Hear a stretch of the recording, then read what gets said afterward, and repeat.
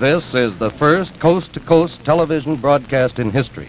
This first transcontinental television broadcast, originating at the Opera House in San Francisco, will bring you the President of the United States, Harry S. Truman, addressing the welcoming ceremony of the Japanese Peace Conference. The Secretary of State, Dean Acheson, will introduce the President.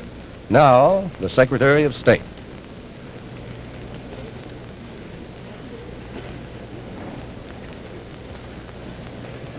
Your Excellencies, ladies and gentlemen, the President of the United States of America.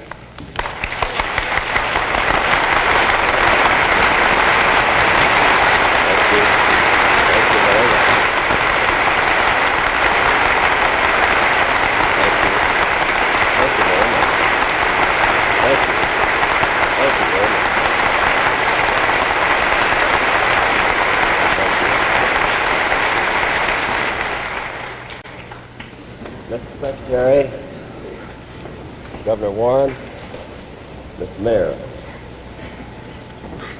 and Your Excellencies, distinguished guests. I'm glad to welcome you to this conference for the signing of the Treaty of Peace with Japan. The people of the United States are honored to serve as hosts to this meeting. 6 years ago, the nations represented at this conference were engaged in a bitter and costly war. Nevertheless, these nations and others came together here in this very hall to set up the United Nations as the first essential step toward a firm and lasting peace. Today we meet here again to take another step along the road to peace. On this occasion, it is our purpose to conclude a treaty of peace with a country we were fighting in 1945. We meet to restore our former enemy to the community of peaceful nations. The treaty we are gathered here to sign has not been drawn in a spirit of revenge. The treaty reflects the spirit in which we carried on the war.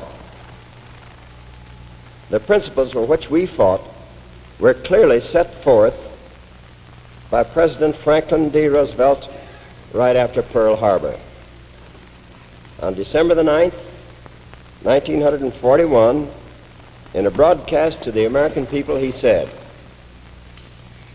"When we resort to force, as now we must, we are determined that this force shall be directed toward ultimate good, as well as against immediate evil." We are now in the midst of a war, not for conquest, not for vengeance, but for a world in which this nation and all that this nation represents will be safe for our children. That's our purpose here today as we gather to sign the peace treaty. We're trying to build a world in which the children of all nations can live together in peace. We hope we are attaining the ultimate good to which President Roosevelt referred. Unfortunately, today, the world is faced with new threats of aggression. Many of the countries represented here are now engaged in a hard fight to uphold the United Nations against international law-breaking. There are thugs among nations, just as among individuals. But we have not forgotten that our goal is peace. We will not let the present conflict deter us from taking every step we can toward peace. We will not let that happen now any more than we let the existence of war in 1945 hold up our efforts for the creation of the United Nations. The people of all our countries long for one thing above all else, and they are determined to have it. What they want is world peace, a world where there is justice and freedom for all men and all nations. Our people demand of us that we take every possible measure to reach that goal. We who stand ready to sign this treaty with Japan believe in peace. We believe in peace based on freedom and international justice. We know that a free and independent people have more vigor and staying power and can do more to help secure the peace than a people held under alien control.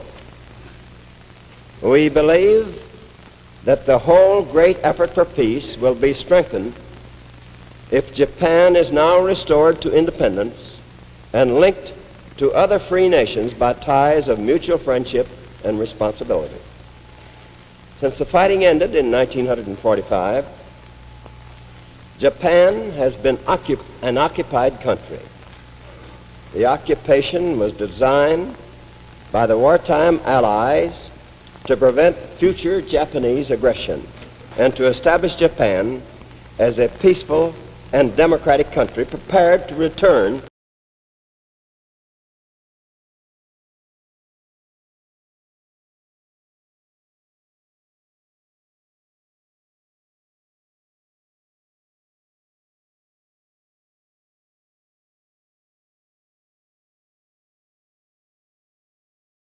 to the been remarkable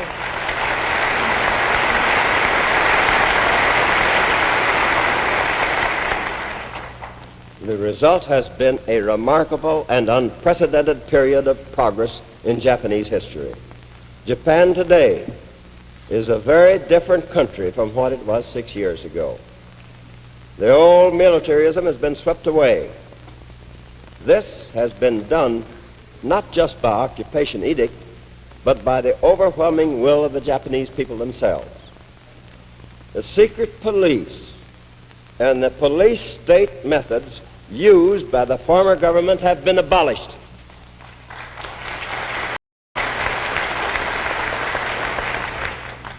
The new Japanese Constitution provides a Bill of Rights for all citizens and establishes a government truly representative of the people. The Japanese people now have universal suffrage, and they're taking a vigorous part in their government. In recent local elections, more than 90% of those eligible have voted. I wish that same percentage would obtain in the United States.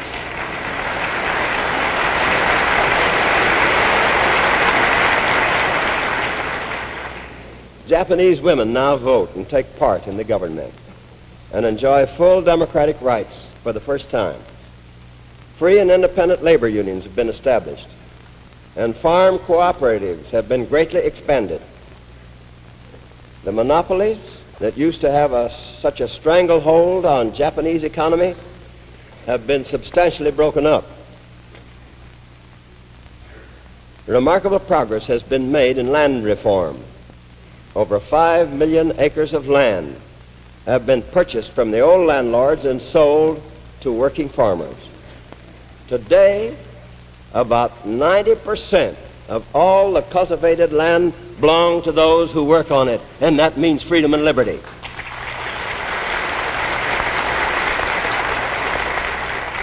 That compares with less than 50% in 1945. This is a great achievement, full of meaning for all Asia. Through these and other reforms, the Japanese people have been developing a stable economy and a democratic society. They still have a long way to go, but they are well on the road to building a new Japan, dedicated to the arts of peace and the well-being of the people. Because of these accomplishments, it is possible at this time to restore full sovereignty to the Japanese people. This does not mean that the slate's been wiped clean. The United States has not forgotten Pearl Harbor and Bataan, and many of the other nations represented here have similar memories that will not be easily erased. the new Japan will not find the world entirely friendly and trusting. It'll have to keep on working to win the friendship and trust of other peoples over the years to come. But the foundations for a peaceful future have been laid. It is now time to move ahead with the restoration of normal relations between Japan and the rest of the world. This conference is the result of a year of cooperative effort toward that end. A year ago this month, at my request, Mr. John Foster Dulles began to consult with other governments about a treaty of peace with Japan. Mr. Dulles has performed this task faithfully and well, guided by the highest traditions of statesmanship.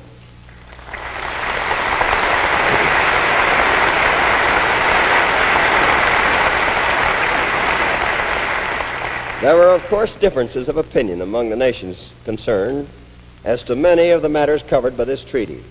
The text of the treaty now before us is the product of long and patient negotiations among the nations, which were undertaken to reconcile these differences.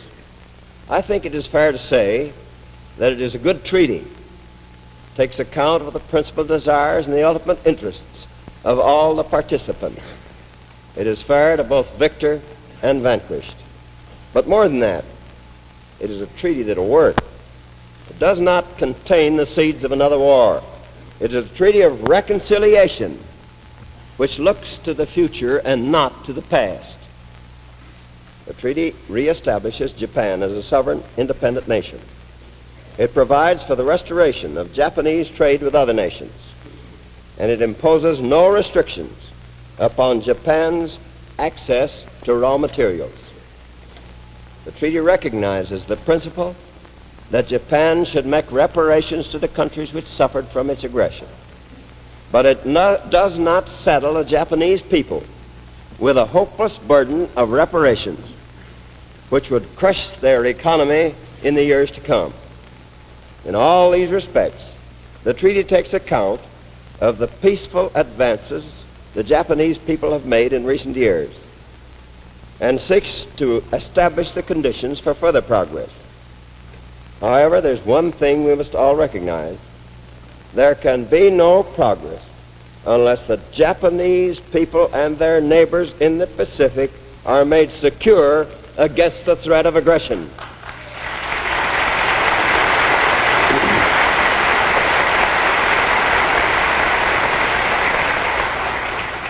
At the present time, the Pacific area is gravely affected by outright aggression and by the threat of further armed attack. One of our primary concerns in making peace with Japan, therefore, is to make Japan secure against aggression and to provide that Japan, in its turn, will so conduct itself as not to endanger the security of other nations.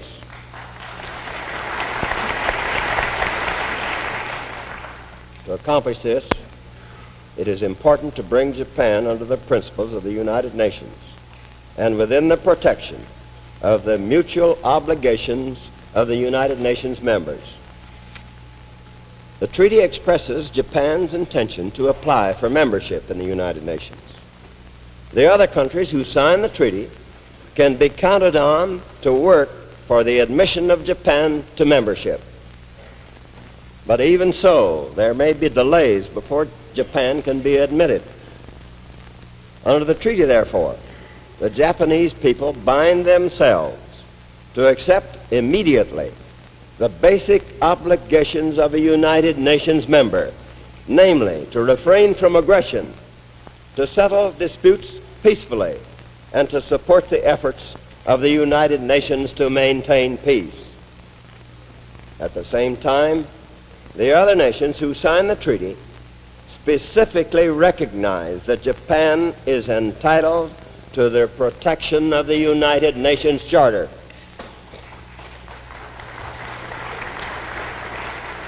In a sense, these provisions are the heart of the treaty. Under them, Japan becomes a part of the community of nations pledged to outlaw aggression and to support a world order based on justice. This tying together of the Japanese Peace Treaty and the United Nations Charter is a long step toward building security in the Pacific. But more than this is needed.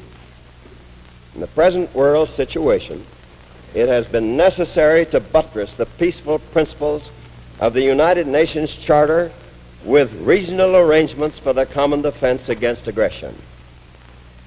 If real security is to be attained in the Pacific, the free nations in that area must find means to work together for common defense. The United States recognizes that fact. Our people have suffered from past aggression in the Pacific and are determined that this country shall do its part for peace in that locality. In recent days, we have joined with other Pacific nations in important mutual security agreements. Last Thursday, the Philippines and the United States signed a treaty of mutual defense. Under this treaty, each country recognizes that an armed attack on the other in the Pacific area would be dangerous to its own peace and safety, and declares that it would act to meet the common danger.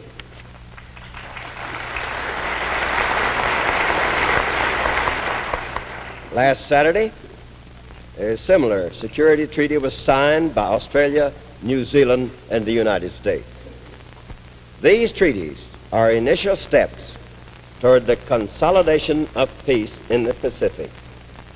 It is vital that Japan be included as soon as possible in appropriate security arrangements for keeping the peace in the Pacific.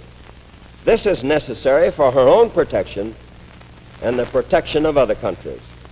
The peace treaty, therefore, recognizes that Japan as a sovereign nation must possess the right of self-defense and the right to join in defense arrangements with other countries under the United Nations Charter.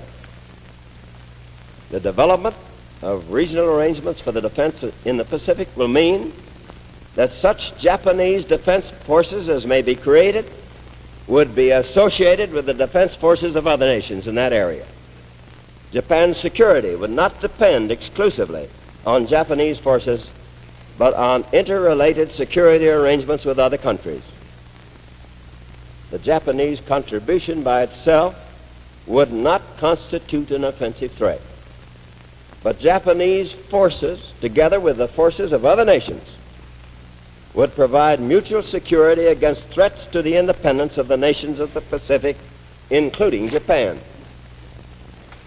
At present, of course, Japan is totally unarmed. In view of the open aggression taking place near Japan, the Japanese government has requested the United States to enter into a bilateral treaty for Japan's immediate security. Under such a treaty, the United States would maintain armed forces in Japan for the time being as a contribution to international peace and to Japan's defense against attack. Security arrangements are essential in a world in danger. In the Pacific, as in other parts of the world, social and economic progress is impossible unless there is a shield which protects men from the paralysis of fear. But our great goal, our major purpose, is not just to build bigger and stronger shields. What we want to do is to advance as rapidly as we can to the great constructive tasks of human progress. We in the United States respect and support the many new, free, and independent nations in the Pacific area and in Asia. We want to see them grow and prosper as equal partners in the community of independent nations, both East and West. We want to cooperate with them and help them in their agricultural and industrial development. We wish to see these nations attain in dignity and freedom a better life for their people, for that is the road to world peace. These countries have a rich historical and cultural heritage. Today, their people are experiencing great economic and social changes. They are stirred by a new zeal for progress and independence. Already, we have some of the progress that can be made. We have seen some of the progress that can be made. progress in stamping out malaria, in building schools, in training teachers, in growing more food, and creating new industries. Immense opportunities lie ahead if these countries can pursue their national destinies in a partnership of peace, free from the fear of aggression. Under this peace treaty, we believe that Japan can and will join in this partnership of peace. We look forward to the contribution which the new Japan, with its rich culture, its dedication to peace, can bring to the community of nations. We expect this contribution to grow over the years, for the signing of a peace treaty is but one part of the process of making peace. When aggression and war have severed relations between nations, many ties which bind one nation to the others is cut. Making peace is like repairing the many strands of an intercontinental cable. Each strand must be spliced separately and patiently until the full flow of communication has been restored. There's no other way to bring about lasting peace than this slow and patient process, step by step, of mending and strengthening the cables of communication and of understanding between nations. In this San Francisco conference, we have the opportunity to take one vital step toward lasting peace. Our specific task here is to conclude the Treaty of Peace with Japan. This will be a great step toward general peace in the Pacific. There are other steps which need to be taken. The most important of these is the restoration of peace and security in Korea. With Japan returned to its place in the family of nations, and with the people of Korea secure, free, and united, it should be possible to find ways to settle other problems in the Pacific which now threaten the peace. The United States has made clear on many occasions its desire to explore with other governments at the proper time and in the proper forum how this might be accomplished. There are many well-established ways in which next steps can be explored if there's a genuine desire for peace in all quarters. But these are not matters which can be dealt with in this present conference. We've come here to take a single step, but a step of utmost importance. The treaty now before us offers more than talk of peace. It offers action for peace. This conference will show, therefore, who seeks to make peace and who seeks to prevent it, who wishes to put an end to war and who wishes to continue it. We believe this treaty will have the support of all those nations that honestly desire to reduce the tensions which now grip the world.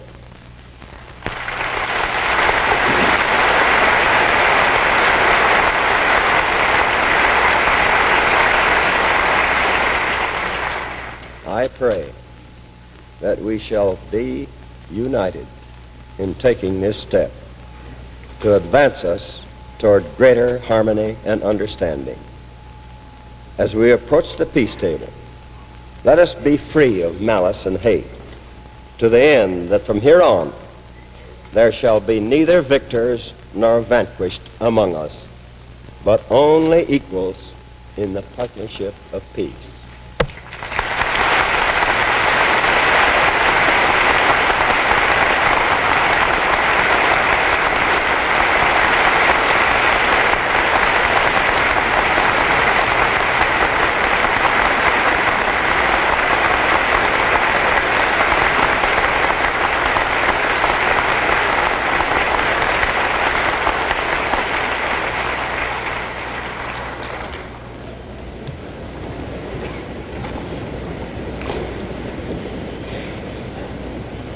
The welcoming ceremony is concluded.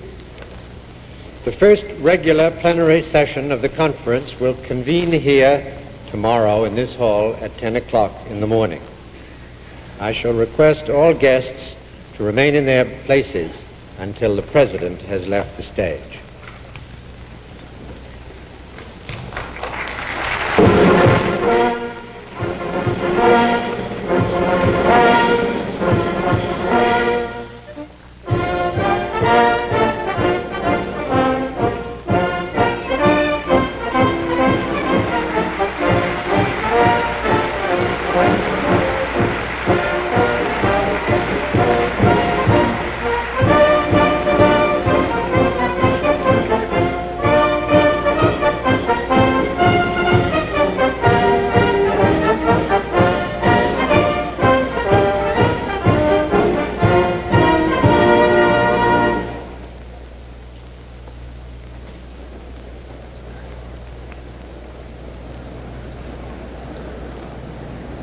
You have just seen the first coast-to-coast television broadcast in history. President Truman's address to the welcoming ceremony of the Japanese Peace Conference in the Opera House at San Francisco. The television networks and stations of the United States brought you this broadcast with the special cooperation of the American Telephone and Telegraph Company, which opened its transcontinental television facilities almost a month ahead of schedule so that you might see and hear these important proceedings. Throughout this week, you will be able to see sessions of the Japanese Peace Conference on most of these television stations. Tomorrow morning at 10 o'clock Pacific Daylight Time, which is 1 o'clock Eastern Daylight Time, you will be present for the first working session. Secretary of State Acheson will preside as temporary chairman, and the rules of procedure under which this conference is to be conducted will be debated. The American Telephone and Telegraph Company has at present been able also to make its facilities available transcontinentally for television broadcasts at 8 o'clock Pacific Daylight Time, which is 11 o'clock Eastern Daylight Time, tomorrow night. Also at 8 o'clock Pacific Daylight Time, which is 11 o'clock Eastern Daylight Time on Friday night, and for the Saturday session at which the treaty is expected to be signed. At tonight's welcoming session, President Truman addressed the delegates of the 52 nations present. The Japanese delegation is headed by Premier and Foreign Minister Yoshida. The American delegation is headed by Secretary of State Acheson, who tonight introduced the President. The Soviet delegation, which somewhat unexpectedly accepted the invitation of the United States government to attend the conference, is headed by Deputy Foreign Minister Andrei Gromyko. This has been a presentation of the television networks and stations of the United States. This is the CBS Television Network.